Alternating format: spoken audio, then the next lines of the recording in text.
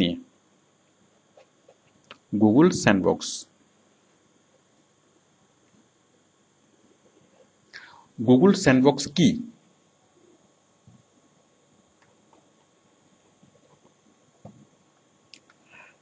দেখুন, Google sandbox হচ্ছে একটা জেলখানা।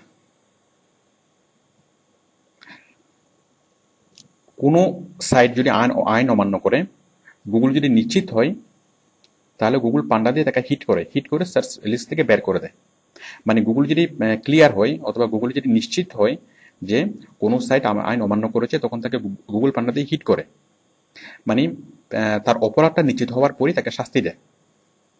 আচ্ছা, যদি এমন হয় যে গুগল সাসপেক্ট করছে যে সে অপরাধ করেছে, বাট এটা প্রমাণ হচ্ছে না, তখন গুগল কি করে? তখন গুগল তাকে স্যান্ডবক্সে নিয়ে রাখে। আমি বিষয়টা পরিষ্কার করছি। ধরুন, কোনো অপরাধীকে সাজা কিভাবে দেয়? মানে কোনো যদি তার অপরাধ সম্পূর্ণভাবে প্রমাণিত হয় যে সে অপরাধ করেছে, তখন জাজ তাকে শাস্তি দেয়। বাট যদি প্রমাণিত না হয় যে সে অপরাধ করতেও পারে, নাও করতে পারে, তখন কি করে? পুলিশ রিমান্ডের আবেদন করে। মানে সে অপরাধ করেছে কি করে না সে বিষয়টা এখনো ক্লিয়ার না, তখন পুলিশ কি করে? অধিকতর তদন্তের জন্য তাকে রিমান্ডের আয়োজন করে, মানে আবেদন করে। তখন ওই আদালত তখন 7 দিন অথবা 10 দিন অথবা 15 দিনের রিমান্ড মঞ্জুর করে। ওই রিমান্ডে নিয়ে তাকে খুব ভালো করে চেক করা হয়, খুব ভালো করে তাকে মানে জাস্টিফাই করা হয় যে সে আসলে কোনো অপরাধ করেছে কিনা, অথবা ভালো করে তদন্ত করা হয়, যেটাকে অধিকতর তদন্ত বলে। তো ঠিক সেম, গুগল যখন নিশ্চিত হয় তখন সে গুগল পান্ডা দিয়ে হিট করে, আর যখন সে নিশ্চিত হয় না তখন সে এই সাইটটাকে কঠোর নজরদারির মধ্যে রাখে। মানে এই সাইটকে সে কোথায় পাঠিয়ে দেয়? গুগল স্যান্ডবক্সে পাঠিয়ে দেয়। মানে গুগল যখন সাসপেক্ট করে, গুগল যখন সন্দেহ করে যে কোনো সাইট আইন অমান্য করে উপরে উঠেছে, অথবা আইন উপরে ওঠার জন্য সে কোনো আনফেয়ার মিনস করছে, বাট কোনো কোনো স্পষ্ট প্রমাণ নেই, তো প্রমাণ যদি না থাকে সে হিট করে না, তখন সেটাকে কি করে?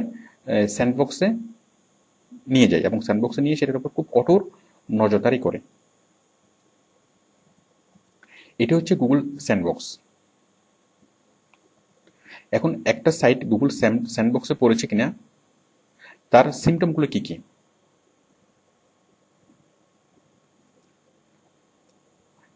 এখন একটা সাইট গুগল স্যান্ডবক্সে পড়েছে কিনা তার সিমটমগুলো হচ্ছে যে সার্চ ইঞ্জিনের র্যাঙ্কিং হঠাৎ করে কমে যাওয়া। সাপোজ একটা সাইট আমরা দেখতে পাচ্ছি, ধরুন এই সাইটটা আমরা দেখতে পাচ্ছি 2 নম্বরে, অথবা এই সাইটটা আমরা দেখতে পাচ্ছি 1 নম্বরে।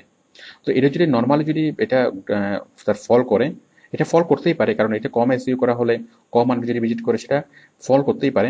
সেটা 1 থেকে 5, হয়তো তাই সে 1 নম্বরে ছিল, 1 নম্বর থেকে 5 নম্বরে চলে এসছে, অথবা 5 নম্বর থেকে 10 নম্বরে চলে এসছে। এভাবে গ্রাজুয়ালি ফল করতে পারে। বাট যদি এই সেটটা দেখে যে সে 1 নম্বরে ছিল, 1 নম্বর থেকে হঠাৎ করে সে চলে এসেছে 50 নম্বরে, তাহলে এটা ক্লিয়ার সিমটম যে এটা এই সেটকে গুগল পান্ডা হিট করেছে। আচ্ছা, সিমটমগুলো বুঝলাম। আচ্ছা, আমরা আগের বিষয়টা আরেকটু বলি, যে গুগল যে মানে স্যান্ডবক্স, গুগল কখন সন্দেহ করে যে একটা সাইট আইন অমান্য করছে?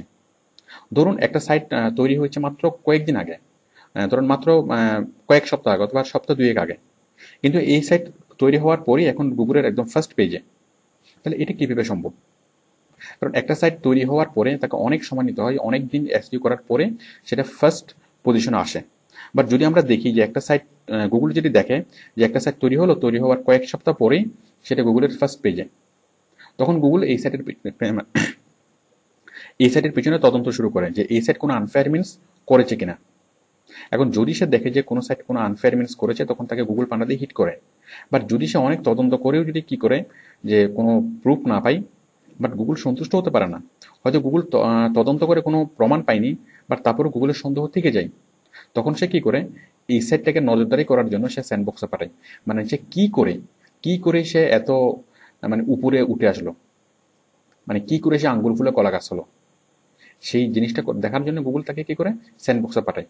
এবং স্যান্ডবক্সে তাকে স্পেশালি তাকে দেখা হয় যে তার সে কীভাবে কী কাজ করছে, তার পেজে কারা কারা আসছে, সে কীভাবে লিঙ্ক বিল্ডিং করছে, কীভাবে এসই করছে, সবগুলো কঠোর নজরদারি করা হয়। এটা হচ্ছে স্যান্ডবক্স। তো আমরা এতক্ষণ যা জানলাম যে গুগল স্যান্ডবক্স কি এবং সিমটমগুলো কি, মানে লক্ষণগুলো কি যে গুগল স্যান্ডবক্সে যে পড়েছে একটা সাইট, যে গুগল স্যান্ডবক্সে পড়েছে তার লক্ষণগুলো কি কি? আচ্ছা, স্যান্ডবক্সে কতদিন থাকে?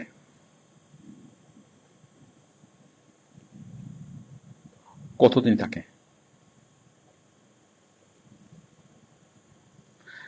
স্যান্ডবক্সে কতদিন থাকে? স্যান্ডবক্সে কমপক্ষে 6 মান্থ। কতদিন থাকে?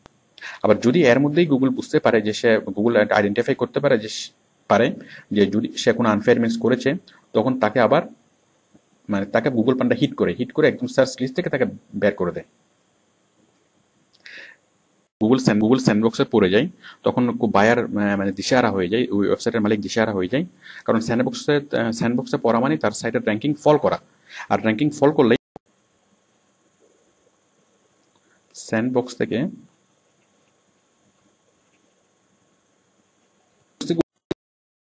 আমরা অ্যাপ্লাই করি, মানে যে কন্ডিশনগুলো আমরা মানে যে সিস্টেমগুলো আমরা অ্যাপ্লাই করি, ঠিক সেম বিষয় আমরা যে 14টা শর্ত আমরা আলোচনা করেছিলাম যে ওই মানে গুগল পান্ডার,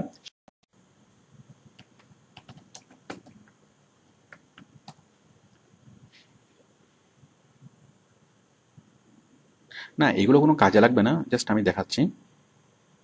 এই যে গুগল স্যান্ডবক্স মানে বালির box, Google sandbox, Google sandbox.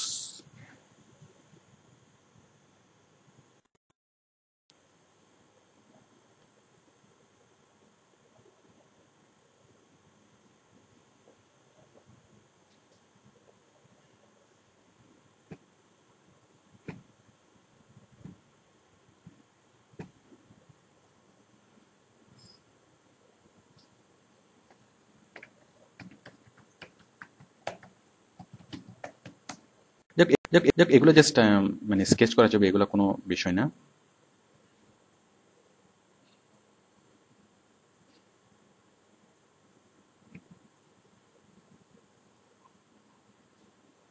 মানে গুগল পান্ডা নিয়ে যদি আপনি কোনো একটা কিছু লেখেন, তাহলে এই ধরনের একটা ছবি আপনি ইউজ করবেন।